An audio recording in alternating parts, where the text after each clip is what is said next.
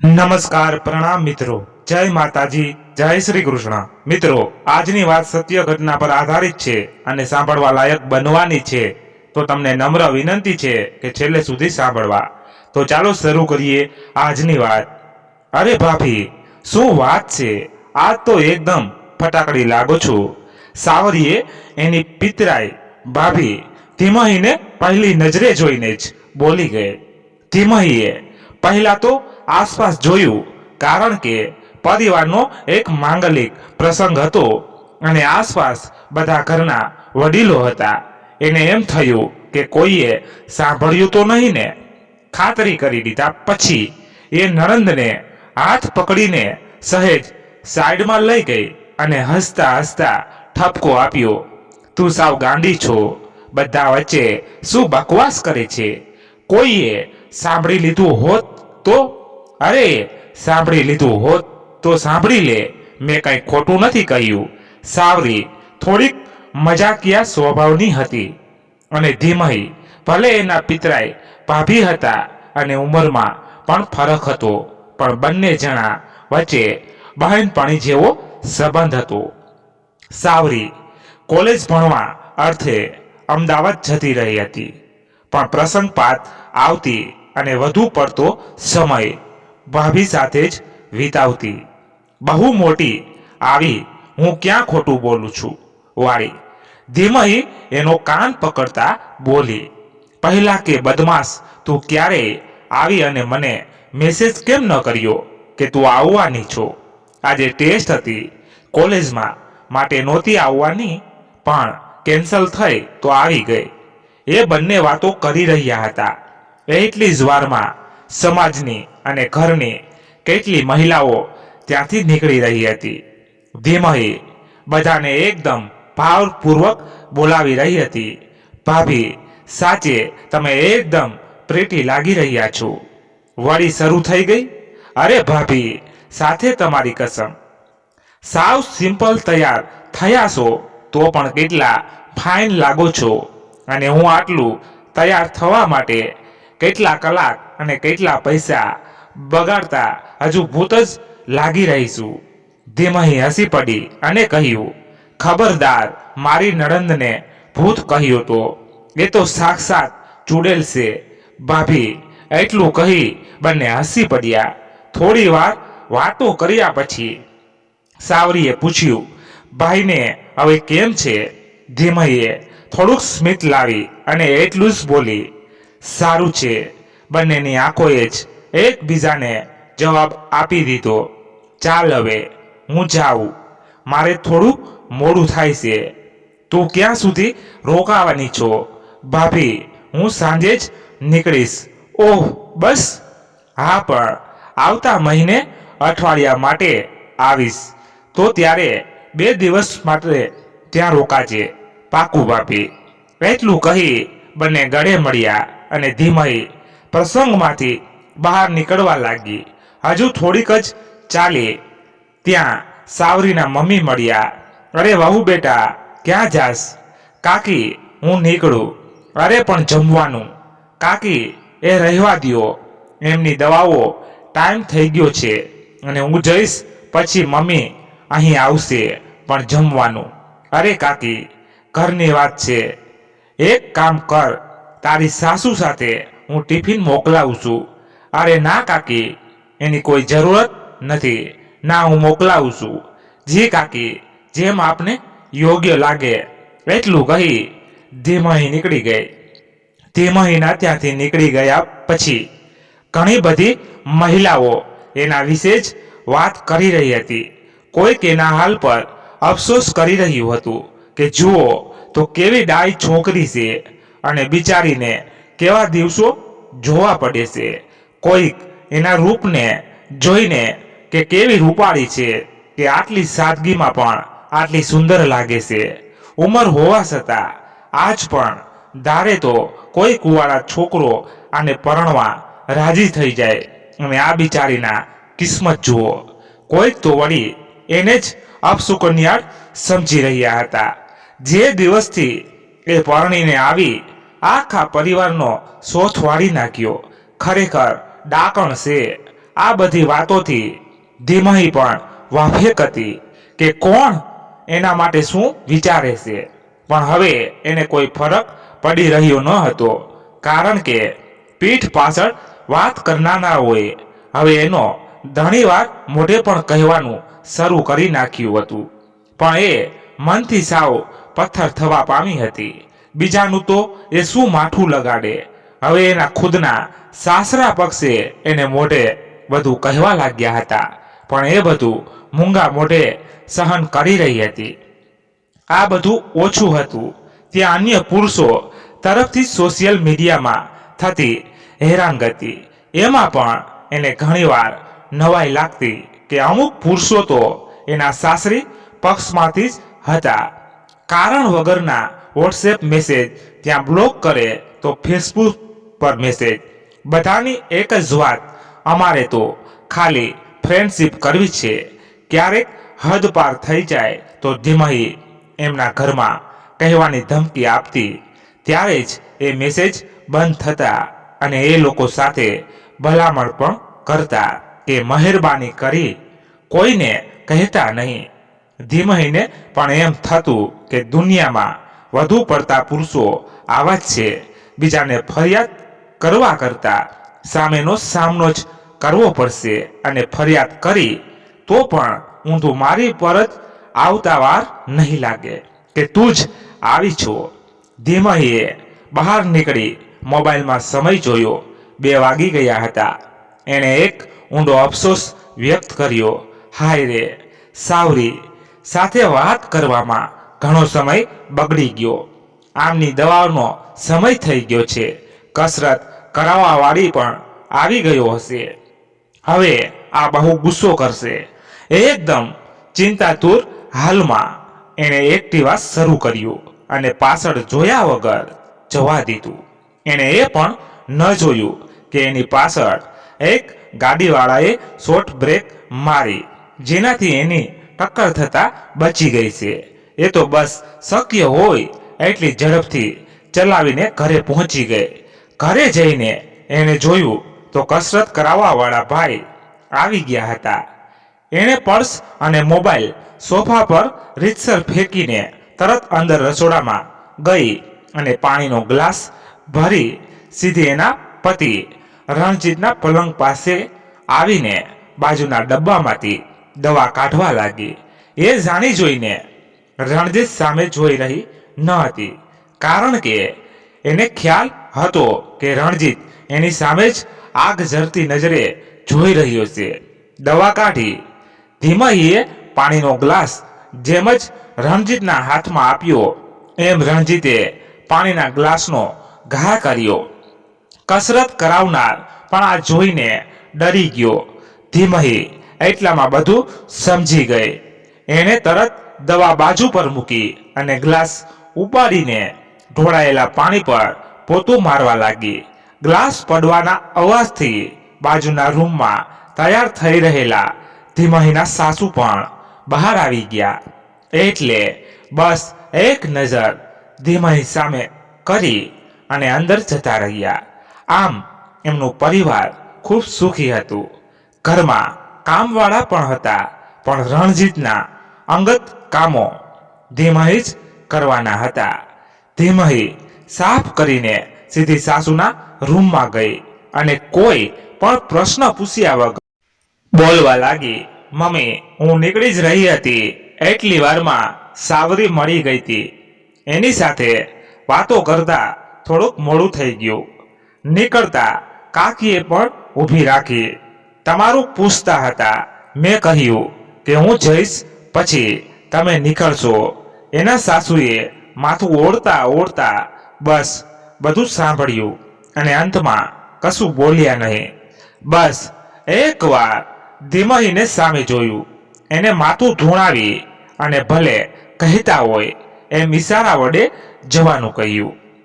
ધીમહીએ બહાર આવીને જોયું તો કસરત કરાવવાવાળો જતો રહ્યો હતો. એ ફરીવાર રસોડામાં ગઈ અને ગ્લાસ ભર્યો. ફરી પથારી પાસે રાખેલી દવા હાથમાં લીધી રહી.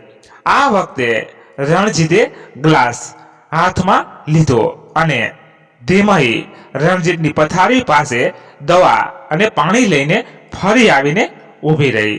રણજીત ખૂબ ગુસ્સામાં હોવા છતાં આ વખતે પાણીનો ગ્લાસ હાથમાં લીધો અને દવા જાણે ઝટકો હોય એવી રીતે હાથમાંથી લઈને દવા લઈ લીધી. ધીમહી ખાલી ગ્લાસ પાછો લઈને રસોડામાં ગઈ. સવારે જતા પહેલા રણજીત માટે બનાવી ગયેલી રસોઈ ગરમ કરીને બહાર લઈ આવી. રણજીતની લગભગ આ જ દિનચર્યા હતી. એ સીધો કસરત કરવા આવે ત્યાં જ જાગતો અને પછી સીધો બપોરે જમતો. એના કોઈ પણ કામમાં સહેજ મોડું વહેલું થાય તો જરા પણ ચાલતું નહીં. એની બહેન હોય કે પછી માં કે પછી ભલે ધીમહી એ બધા ખખડાવી મૂકતો અને ક્યારેક તો એટલો ઉગ્ર બની એવી રાડો પાડતો જાણે હમણાં કોઈનું ખૂન કરી નાખશે. ધીમહી આ બધી બાબતોથી ટેવાઈ ગઈ હતી. એ રણજીતની નાનામાં નાની વાતોનો પૂરો ખ્યાલ રાખતી. એને કયા સમયે શું જોઈએ એ બધું પહેલાથી જ એની પાસે હાજર કરી દેતી. કદાચ એ જ કારણ હતું કે રણજીત વધુ ને વધુ ધીમહી પર નિર્ભર થઈ ગયો હતો. જમવું હોય, નાહવું હોય, દવા લેવી હોય કે બાથરૂમ જવું હોય, દરેક બાબતમાં એ સંપૂર્ણ ધીમહીને જ આધીન હતો. એ જ બાબત ક્યાંક ને ક્યાંક એને અંદર ને અંદર વધુ કોરી ખાતી અને એ આવું વર્તન કરી ધીમહીને દબાવવાનો પ્રયત્ન કરતો. ધીમહીને આવા વર્તનથી ખૂબ દુઃખ થતું પણ એ અંતે મન મનાવી લેતી. રણજીતે જમી લીધું. ધીમહીએ થાળી અંદર મૂકી રણજીતનું મોઢું સાફ કરાવ્યું. ત્યારબાદ એને સ્પંજ વડે સાફ કરાવી ફ્રેશ કરાવ્યો. એના કપડાં બદલી કરવામાં મદદ કરી. સ્લીપર પહેરાવ્યા અને વ્હીલચેર પર બેસાડી હોલમાં લઈ ગઈ. ટીવી ચાલુ કરી અને ત્યાં બેસાડી આવી. આ બધું રોજિંદુ હતું. ધીમહી હવે પોતાના રૂમમાં આવી કપડાં બદલ્યા અને થોડી વાર પલંગ પર આડી પડી. એ વિચારવા લાગી કે મેં શું પાપ કર્યા હશે ગયા જન્મમાં કે જીવનમાં. જ્યારથી સમજ આવી છે ત્યારથી દુઃખ જ જોયા છે. થોડી જ વારમાં આ વિચારો એને જીવનમાં કેટલાય વર્ષો પાછળ લઈ ગયા. એને એ દિવસ યાદ આવી ગયો જ્યારે અજયને જ્ઞાતિના કોઈક મેળાવડામાં પહેલી વાર જોયો હતો. અજય એને અને એ અજયને જોતા જ પ્રેમમાં પડી ગયા હતા. બંનેને એક વાતનો હાશકાર હતો કે બંને એક જ જ્ઞાતિના છીએ. એ તો નક્કી છે, માટે બીજા કોઈ વિઘ્ન તો નથી જ આવવાના. બંનેની ઉંમર નાની હતી પરંતુ કાયદેસર પરણવા જેટલી હતી. એ દિવસની મુલાકાત થઈ પછી તો કોણ જાણે બંને એકબીજાને વર્ષોથી જાણતા હોય એવી અનુભૂતિ થવા લાગી. થોડા મહિનાઓમાં તો જાણે ભવો ભવના સંબંધ હોય એવું લાગવા લાગ્યું. બંને જણાના ઘરે વાત થઈ તો ધીમહીના પિતાએ તો દીકરીની ઈચ્છાને વધાવી લીધી. એમને એમ થયું કે દીકરીને જો ગમી ગયું અને એ પણ જ્ઞાતિનું પાત્ર, આ તો સોનામાં સુગંધ કહેવાય. એમણે તરત હા પાડી દીધી અને તરત સગાઈ કરી નાખી. હવે બંને પ્રેમી પંખીડાઓને જાણે લાયસન્સ મળી ગયું. લગ્નમાં બસ 4 મહિનાનો સમય હતો તો પણ બંનેને એકબીજા વગર ચાલતું નહીં. બંને કલાકો મળતા વાતો કરતા. અજય સ્વભાવે થોડો ગુસ્સાવાળો હતો પણ ધીમહીને એમાં કોઈ વાંધો ન હતો. ઉલટું અજયની એ જ અદા એને વધુ ગમતી. ધીમે ધીમે સમય વીતી ગયો. 4 મહિના જાણે 4 દિવસમાં વહી ગયા. અંતે બંનેનો એક થવાનો દિવસ આવી ગયો. ખૂબ ધામધૂમથી લગ્ન થયા. બધી વિધિઓ પતાવી. ધીમહી લગ્નની પ્રથમ રાત્રિએ રૂમમાં રાહ જોઈ રહી હતી. સમય વીતી રહ્યો હતો. એને એમ થયું કે અજય હમણાં આવશે, પણ અજય આવી રહ્યો નહોતો.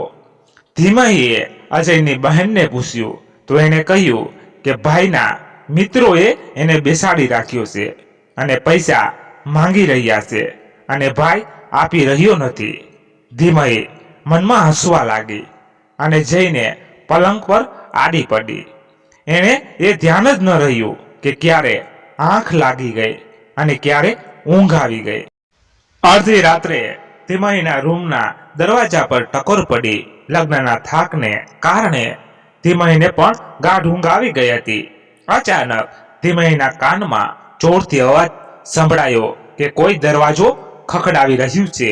એ એકદમ બેબાકડી જાગી. કપડાં સરખા કર્યા, કારણ કે એને એમ હતું કે જાણે પોતે હમણાં જ સૂતી હશે. દરવાજા પર કદાચ કોઈ સાસરીવાળું હશે. જેમ જ એણે દરવાજો ખોલ્યો તો સામે અજય હતો. અજયને જોઈને ધીમહી થોડી સહજ થઈ ગઈ. અરે તું શું? અજય, હું તો સૂઈ ગઈ હતી. આટલી વાર કેમ લાગી? આ ત્રણેય પ્રશ્નોએ જાણે હળવી ફરિયાદ કરતી હોય એવા સ્વરે પૂછ્યા, પણ સામે કોઈ જવાબ ન મળ્યો. પછી એણે સરખું નિરખીને જોયું તો ખ્યાલ આવ્યો કે અજય ઊભો રહી શકે એવી હાલતમાં પણ નહોતો. અચાનક ધીમહીને તીવ્ર દુર્ગંધ પણ આવી. એને સમજાઈ ગયું કે અજય ખૂબ દારૂ પીને આવ્યો છે. અજય એકદમ રૂમમાં ઘસી આવ્યો અને બોલવાનું શરૂ કર્યું. આટલી વારથી દરવાજો પછાડું છું, સાંભળતી નથી? બહેરી થઈ ગઈ છો? ધીમહી તો એકદમ સ્તનબંધ થઈ ગઈ. એને અજયનો આ રૂપ આથી પહેલા જોયો ન હતો અને પોતે ક્યારેય દારૂને હાથ પણ નથી લગાવતો એવું અજયે એને જણાવ્યું હતું. ધીમહીએ તો કંઈ જવાબ ન આપ્યો. એ ચૂપચાપ ઊભી રહી. અજય સાવ મતલબ વગરનું કશું બડબડ કરી રહ્યો હતો. ધીમહીને તો એમાંથી કંઈ સમજાઈ રહ્યું ન હતું. અજયે થોડી વાર પછી પાણી માંગ્યું. ધીમહીને એમ કે હવે કંઈક હોશમાં આવ્યો છે. એ પાણી લઈ આવી અજયની પાસે ગઈ. અજય લાંબો થઈને પડ્યો હતો. ધીમહી પાણી આપતા ધીમા સ્વરે ડરતા બોલી, અજય, તું આટલો બધો દારૂ પીને કેમ આવ્યો છો? આટલું સાંભળતા જ અજય એકદમ બેઠો થઈ ગયો અને એકદમ ગુસ્સે થઈ ગયો. એકદમ ઊંચા અવાજે રાડ પાડતા બોલ્યો, ક્યાં તારા બાપનો પીને આવ્યો છું? મારા લગ્નની ખુશીમાં મારા દોસ્તો પીવડાવે તો મારે પીવાનો નહીં? એમ કહી એ ગાઢ બોલ્યો.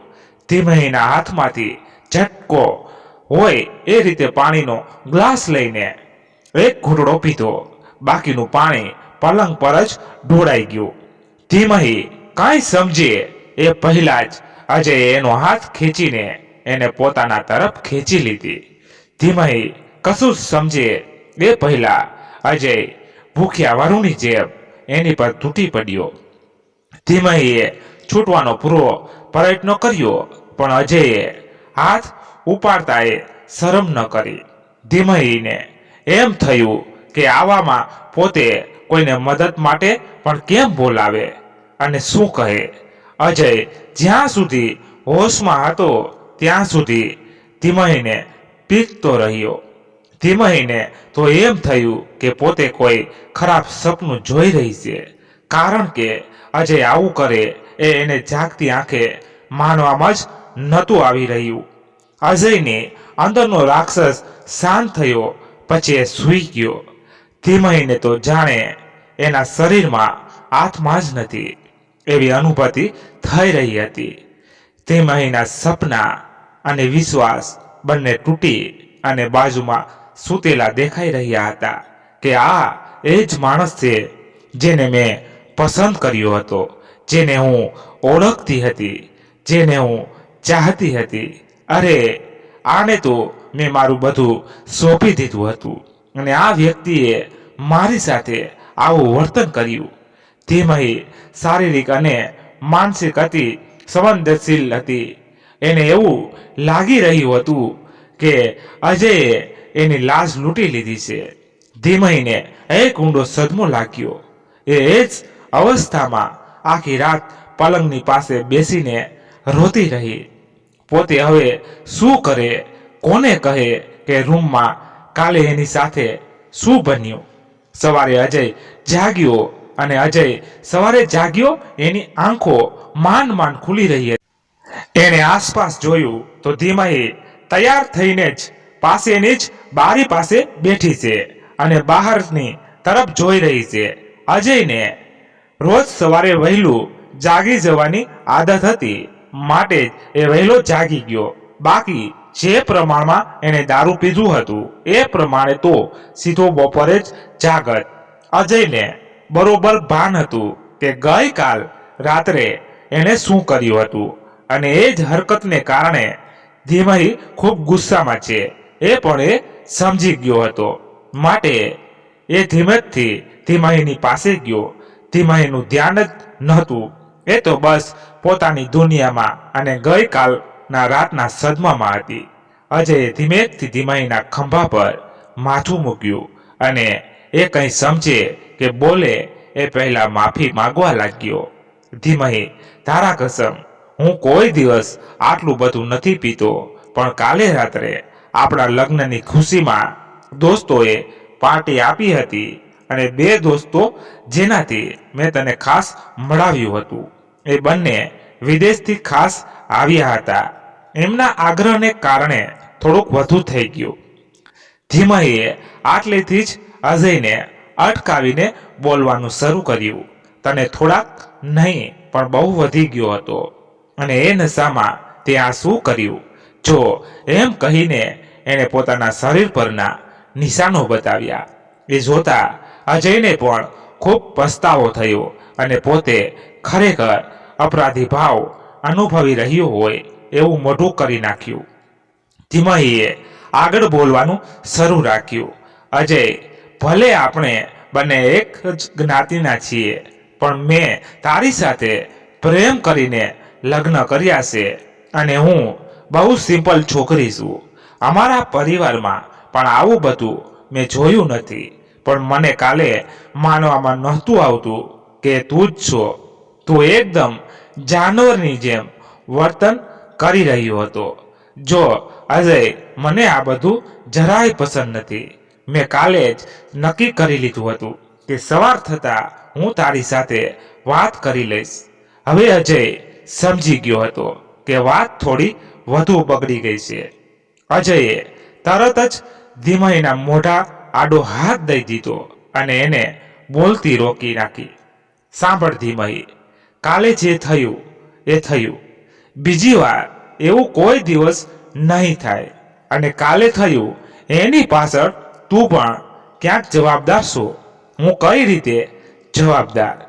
ધીમહીએ થોડુંક આશ્ચર્યચકિત થઈને પૂછ્યું. અરે, તું કાલે લાગતી જ હતી એટલી સુંદર, પછી એમાં મારું શું વાંક? કોઈ પણ ઋષિમુનિ તને જોવત તો એને તપસ્યા પણ ભંગ થઈ જાય, જ્યારે હું તો સાવ સામાન્ય માણસ છું. એટલું સાંભળી ધીમહી થોડુંક શરમાઈ ગઈ અને જાને ખોટાડા એટલું જ બોલી. બંને એકબીજાને ગળે મળ્યા અને રાતની બધી કાળી યાદો સૂર્યની પહેલી કિરણ સાથે જ ગાયબ થઈ ગઈ. થોડાક દિવસો સુધી બધું બરોબર ચાલ્યું. અજયે ધીમહીને ખૂબ પ્રેમ આપ્યો. ધીમહીને પણ સાસરીમાં એકદમ બધા સાથે ફાવી ગયો. ક્યારેક અજય દારૂ પીને આવતો, પણ એ પ્રમાણમાં ઓછું, માટે ધીમહી થોડો ગુસ્સો કરીને માફ કરી દેતી. થોડા મહિનાઓ જેમ વીત્યા એમ અજયનું પીવાનું ફરી વધી ગયું અને હવે ધીમહીના કહેવાથી પણ એને કોઈ ફરક પડતો ન હતો. હવે તો ઉલટું એ ધીમહી દ્વારા વધુ દલીલ કરવામાં આવે તો એની પર હાથ પણ ઉપાડી લેતો. ધીમહી ઘણીવાર એના સાસુ સસરાને ફરિયાદ કરતી અને એ લોકો દર વખતે ધીમહીનો જ સાથ આપતા અને અજયને ખૂબ સંભળાવતા, પણ એને કોઈ ફેર જ ન પડતો. આમ કરતા લગભગ 6 મહિના નીકળી ગયા. માનસિક અને શારીરિક ત્રાસથી કંટાળીને ધીમહીએ એના પિતાને વાત કરી. એના પિતાએ તરત જ એના સાસરા સાથે અને અજય સાથે વાત કરી. તેને ખખડાવતા કહ્યું, અમે મારી નાખવા માટે દીકરી નથી આપી. જો અજય સુધરશે નહીં તો અમે ધીમહીને પાછી લઈ જશું. અજયના પિતાએ બંનેને હાથ જોડીને એમની માફી માંગી. કહ્યું કે અમારો દીકરો અમારું જરાય સાંભળતો નથી અને ધીમહી હવે અમારી દીકરી જેવી જ છે. એને અમે પણ દુઃખી જોઈ શકતા નથી. હું જાણું છું સમાજમાં અમારું ખરાબ લાગશે, તો પણ હું આપને કહું છું કે તમે ધીમહીને લઈ જાઓ. કદાચ તો અજય સુધરશે, બાકી જો ધીમહી અહીં રહી તો આ રાક્ષસ કોઈક દિવસ આવી ફૂલ જેવી દીકરીને મારી નાખશે. તમે લઈ જ જાઓ આને. આ વાત સાંભળી ધીમહીના પિતાને પણ ખૂબ આશ્ચર્ય થયું. એમણે ધીમહી સાથે વાત કરી. શરૂઆતમાં તો ધીમહી ના માની, પણ એના પિતાએ એને આખી વાત ધ્યાનથી સમજાવી. ત્યારે એને ખ્યાલ આવ્યો કે ભલે એકવાર ભૂલ થઈ ગઈ, પણ હવે એ ભૂલને સુધારવાનો અવસર બીજી વાર કદાચ નહીં મળે. અને આમ પણ અજય જેવા છોકરા સાથે આખી ઉંમર આવી રીતે કાઢવી અશક્ય હતી. એ વાત પણ એ સમજી ગઈ હતી. અંતમાં ધીમહી અજયથી અલગ થઈ ગઈ. સામે છેડે અજયના સ્વભાવ પ્રમાણે એને તો જાણે કોઈ જ ફેર નહોતો પડતો. એને એકવાર પ્રયત્ન પણ ન કર્યો પોતાનું લગ્ન જીવન બચાવવાનો. ધીમહી એના પિતાને ઘરે રહેવા લાગી. આ આઘાતમાંથી બહાર નીકળતા એને ખૂબ સમય લાગ્યો. એ ખુદને ગુનેગાર સમજી રહી હતી. એ ક્યાંય પણ આવતી જતી નહીં. આખો દિવસ ઘરમાં જ રહેતી. પરંતુ ધીમે ધીમે પરિવારના સાથ અને સહકારથી એણે ખુદની જાતને સંભાળી અને એના પિતાના કહેવાથી જ એણે ફરી આગળ ભણવાનું શરૂ કર્યું. કોલેજમાં અભ્યાસ કરતા નવા મિત્રો બન્યા. જે જીવન એને અઘરું લાગી રહ્યું હતું એ એને હવે જીવવા જેવું લાગી રહ્યું હતું. એને સમજાઈ ગયું હતું કે એક દુઃખ આવવાથી જીવન ખતમ નહીં થઈ જતું. ધ્યાનથી જોઈએ તો આપણી આસપાસ ખુશ થવા માટે 100 કારણો મળી જાય છે. એ જાણે કોલેજ ભણતી સાવ સામાન્ય છોકરીની જેમ રહેતી. કોઈક દિવસ એના કાને અજયના સમાચાર પડતા કે હવે તો બહુ ખરાબ હાલત થઈ ગઈ છે. હવે તો જુગાર પણ ખૂબ રમે છે. કોઈક ઓળખીતાની કંપની સંભાળી રહ્યો છે. આ સમાચારોએ એક ઝાટકા સાથે ધીમેના મનમાંથી કાઢી નાખતી અને આગળ વધી જતી. બધું બરાબર ચાલી રહ્યું હતું. એવામાં જ એક દિવસ સવારે ધીમેના પિતાનો ફોન પર એક ફોન આવ્યો. થોડીક ટૂંકી વાત કરીને એ એકદમ સ્તનબંધ થઈ ગયા. ઘરના બધા આસપાસ જ બેઠા હતા. એમનો ઉતરેલો ચહેરો જોઈ બધાનો જીવ તાળવે ચોંટી ગયો. ધીમહીના માતા ઉઠીને પાસે આવ્યા અને પૂછ્યું શું થયું. એના પિતા બસ એટલું જ બોલ્યા, અજયે આપઘાત કરી લીધો. સમાચાર સાંભળી બધા સ્તનબંધ થઈ ગયા. કોઈ કશું બોલ્યું જ નહીં. એમણે આગળ બોલતા કહ્યું, એ જેની કંપની સંભાળી રહ્યો હતો એમાં બહુ મોટું કૌભાંડ કરી નાખ્યું અને એ લોકોને ખબર પડી ગઈ તો બદનામી અને પોલીસમાં પકડવાના ડરથી આવું પગલું ભર્યું છે. એવા સમાચાર છે. આ વાતનો સૌથી મોટો આંચકો ધીમહીને લાગ્યો. ત્યાંથી ઊભી થઈને રૂમમાં ચાલી ગઈ અને રડવા લાગી. ભલે હવે અજય એનો કોઈ નહોતો, પણ એ વાત એને ભૂલાઈ શકાતી ન હતી કે અજય એક સમયનો એનું સર્વસ્વ હતો. અજયે એની સાથે ગમે તે કર્યું પણ એને અજયને સાચો પ્રેમ કર્યો હતો. અજયથી અલગ થઈ ગયા પછી પણ એના જીવનમાં કોઈકને આવવા દીધો ન હતો. એ મનમાં ને મનમાં એની પર ગુસ્સો કરી રહી હતી કે આવું શા માટે કર્યું. એણે સમયનો ચક્ર ચાલતો રહ્યો. ધીમહીની કોલેજ પતવા આવી. ધીમહીના પિતાએ ધીમહીને એક દિવસ પાસે બેસાડીને સમજાવ્યું, બેટા સાંભળ, આખું જીવન આમ નહીં જીવી શકાય. જીવનમાં દરેકને આગળ વધવું પડે છે. આપણે સાયકલ પરથી એકવાર પડી જઈએ તો સાયકલ ચલાવવાનું છોડી નથી દેતા. એમ જીવન પણ એક સાયકલ છે. ભલે ને એકવાર પડી ગયા ફરી ઊભું થવું પડશે અને આગળ વધવું પડશે. તું સમજે છે ને બેટા હું શું કહેવા માંગુ છું? ધીમહી બધું સમજતી હતી. એણે ધીમેથી માથું હલાવીને સહમતિ આપી. જો બેટા તને કોઈ પસંદ હોય તો. એના પિતા એટલું જ બોલ્યા. ત્યાં ધીમહીએ એમને અટકાવી દીધા. ના પપ્પા, મેં એકવાર મારી પસંદ સાથે ભોગવી લીધું, હવે બીજી વાર નહીં. તમે જે પસંદ કરશો એ મારી માટે યોગ્ય. ધીમહીના પિતાએ એક સ્મિત આપ્યું અને દીકરીના માથા પર હાથ મૂકીને ઊભા થઈ ગયા. સમાજમાં સમાચાર મળતા કે ધીમહી માટે ફરીવાર વર શોધી રહ્યા છે. એટલામાં સારા ઘરના માગા આવવાના શરૂ થઈ ગયા. ભલે ધીમહીના છૂટાછેડા હતા પણ એની માટે કાચા કુંવારા છોકરાના પણ માગા આવી રહ્યા હતા. થોડીક તપાસ બાદ ધીમહીના પિતાએ સરકારીમાં એક સારા હોદ્દા પર અને નિર્દોષ તલાક થયેલ એક મૂર્તિઓ જેનું નામ રણજીત હતું એને શોધી કાઢ્યો.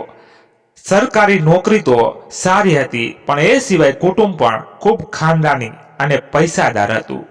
છોકરો ઉંમરમાં ધીમહી કરતા થોડો મોટો હતો. ધીમહીના પિતાએ ધીમહીને પૂછ્યું ત્યારે પણ એ ખુદની વાત પર કાયમ હતી. પપ્પા, તમે જે નક્કી કરો એ મને માન્ય છે. અંતે ખૂબ સાદાઈથી અને ઘરના લોકો વચ્ચે રણજીત અને ધીમહી ફરી એકવાર લગ્ન તાંતણે બંધાયા.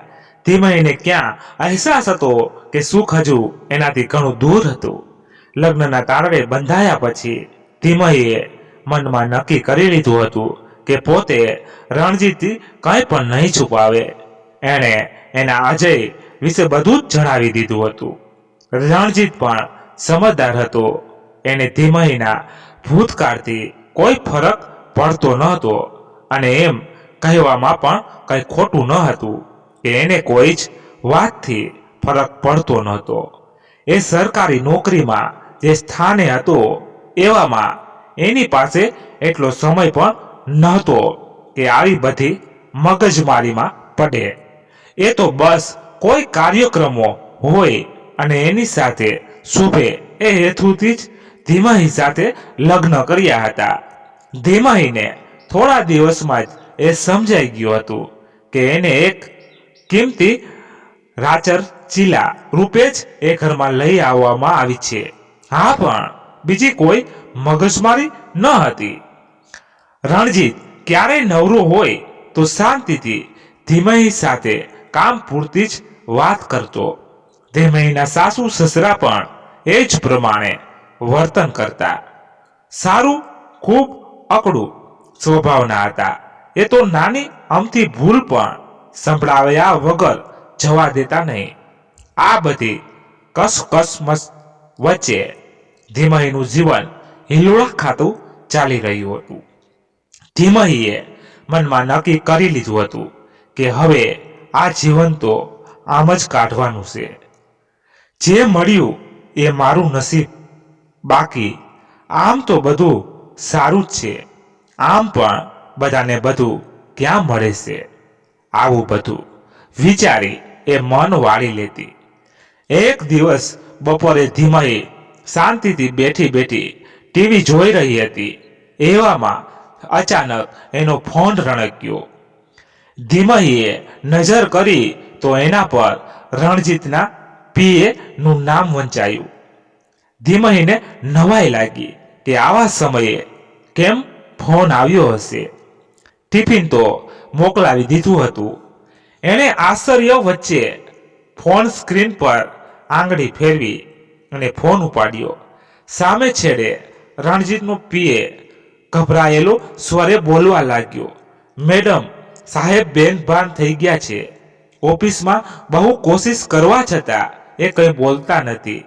અમે એમને પાસેની મોટી હોસ્પિટલમાં લઈ જઈએ છીએ. આપ જલ્દી સીધા ત્યાં જાઓ. ધીમહી ગભરાઈ ગઈ. એ બસ પૂછી રહી હતી, એ ઠીક તો છે ને? અરે કયો ને, અમે બસ હોસ્પિટલ પહોંચી ગયા છીએ, તમે જલ્દી આવો. ધીમહી દોડીને સાસુના રૂમમાં ગઈ. એમણે જલ્દી અડધી વાત કરી અને એમને સાથે લઈને હોસ્પિટલ પહોંચી. એ પહોંચી ત્યાં જ રણજીતનો પીએ સામે આવ્યો. ધીમહી પૂછે એ પહેલા જ એણે સામેથી કહી દીધું, અચાનક ઓફિસમાં મારી સાથે વાત કરતા કરતા ઢળી પડ્યા. સમય બગાડ્યા વગર અમે સીધા અહીં જ લઈ આવ્યા. હમણાં અંદર છે. ઇમરજન્સીમાં ડોક્ટરનું કહેવું છે કે બ્રેન હેમરેજ છે. ધીમહીએ આટલું સાંભળ્યું ત્યાં દોડતી ત્યાં પહોંચી ગઈ. પાછળ એના સાસુ પણ 3-4 ડોક્ટર્સ અલગ અલગ પ્રકારની સારવાર આપી રહ્યા હતા. ધીમહી તો એકદમ ગભરાઈ ગયેલી હતી, પણ એણે ધીરજ ન છોડી. એ બસ બહાર ઊભી રહીને ભગવાનને પ્રાર્થના કરી રહી હતી. 2 કલાકની મહેનત બાદ ડોક્ટર રણજીતનો જીવ બચાવવામાં સફળ રહ્યા.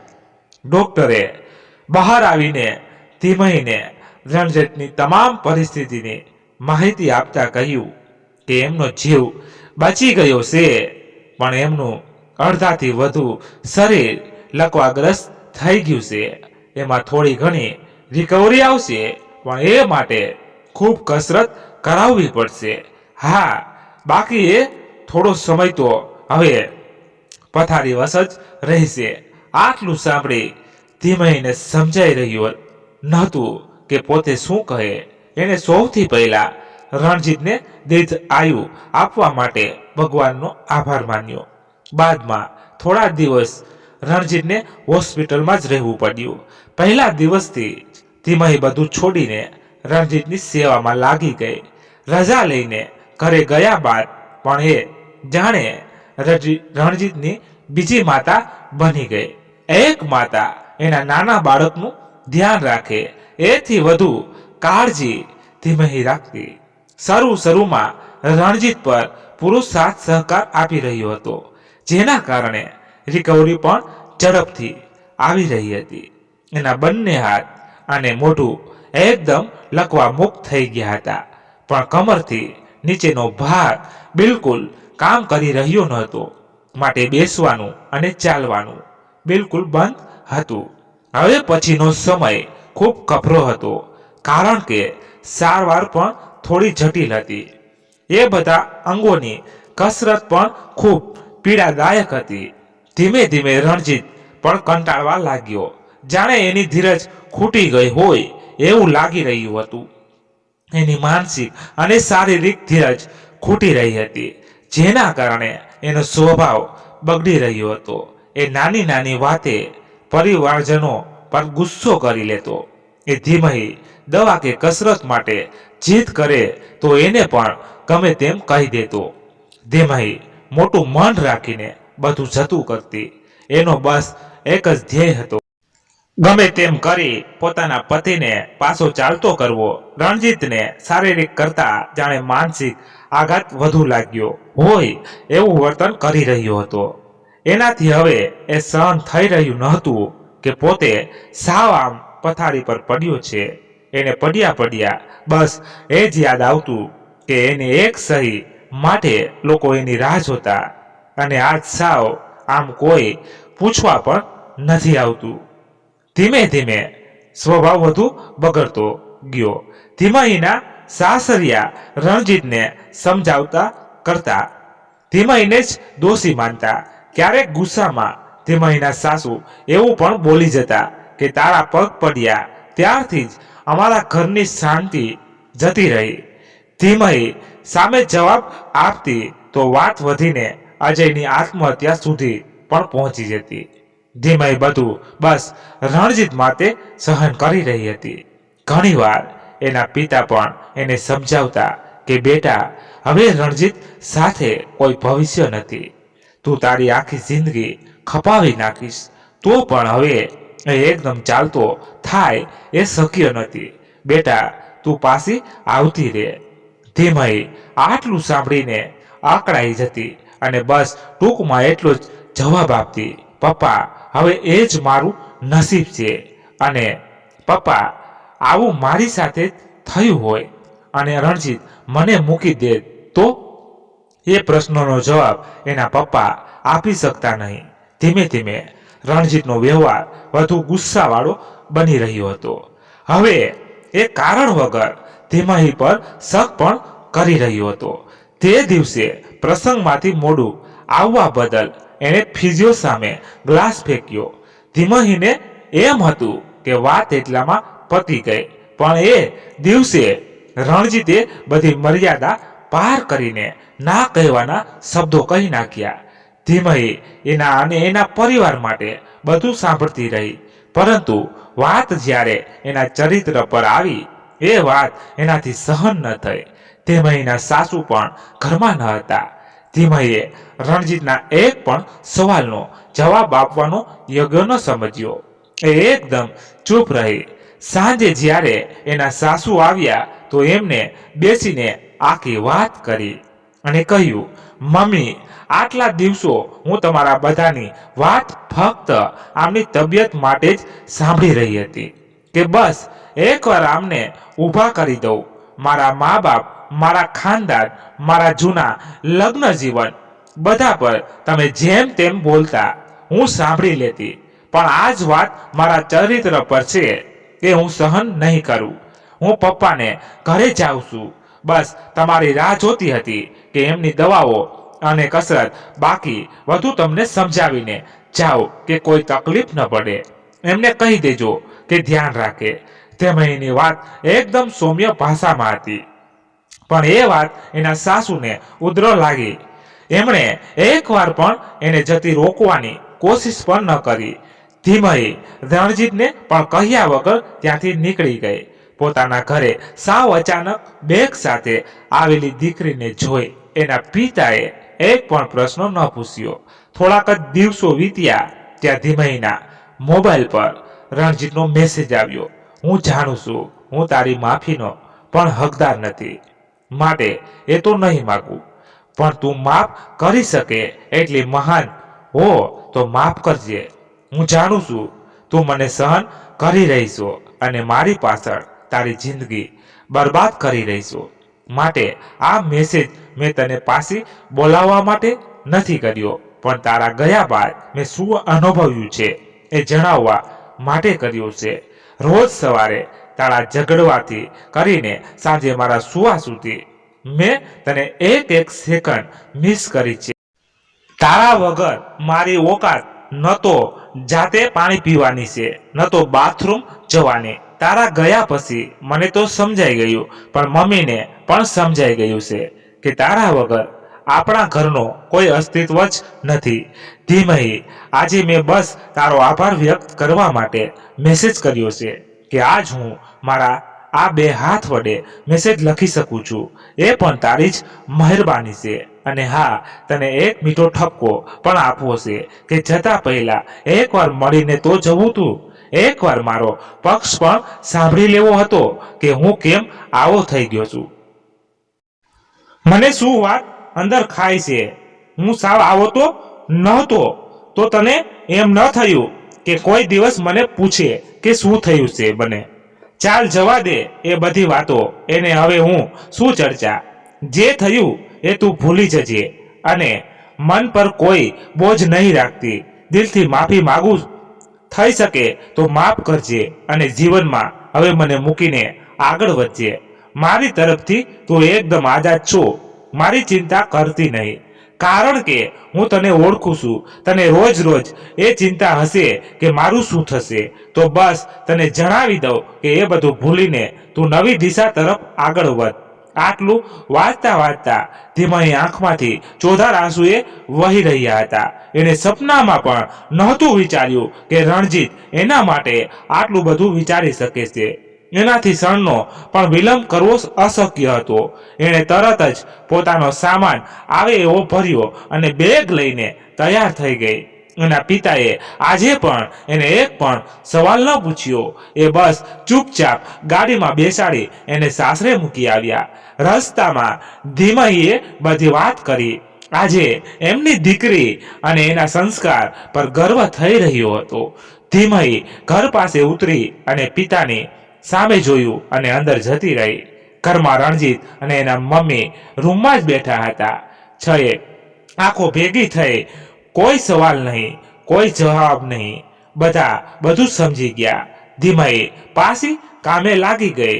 આજે ધીમહી અને સાસુના પ્રયત્નોને કારણે રણજીત બેસી શકે છે અને વોકર લઈને ચાલી પણ શકે છે. એ વાતની ચર્ચા એ દિવસ પછી આજ સુધી નથી થઈ. રણજીત અને એના સાસુ ધીમહીને પહેલા કરતા વધુ ઇજ્જત અને પ્રેમ આપે છે. ધીમહી આને પોતાનું નસીબ સમજી રાજી ખુશી પોતાનું જીવન વિતાવી રહી છે. મિત્રો, વાર્તાને અહીં સમાપ્ત થાય છે. આશા રાખું છું તમને ગમી હશે તો એક લાઈક કરી તમારા બધા મિત્રોને શેર કરજો. અને તમે અહીંયા સુધી સાંભળે એના બદલ ખૂબ ખૂબ આભાર. મિત્રો, આવી વાર્તા સાંભળવા અમારી સાથે જોડાયેલા રહો. ચેનલને સબસ્ક્રાઇબ ન કરી હોય તો સબસ્ક્રાઇબ કરી સાઈડમાં આપેલું બેલ બટન દબાવી દેજો, એટલે સૌથી પહેલા વાર્તા સાંભળવા મળતી રહે. ધન્યવાદ. ફરી મળીએ નવી વાર્તા સાથે. ત્યાં સુધી બધા મસ્ત રહો, તંદુરસ્ત રહો. જય માતાજી, જય દ્વારકાધીશ. હર હર મહાદેવ મહાદેવ મહાદેવ. જય શ્રી રામ, જય બજરંગ બલી. મિત્રો, અમારી કોઈ પણ ભૂલું થઈ હોય તો પણ તમે કોમેન્ટ બોક્સમાં જણાવી શકો છો. Thank you.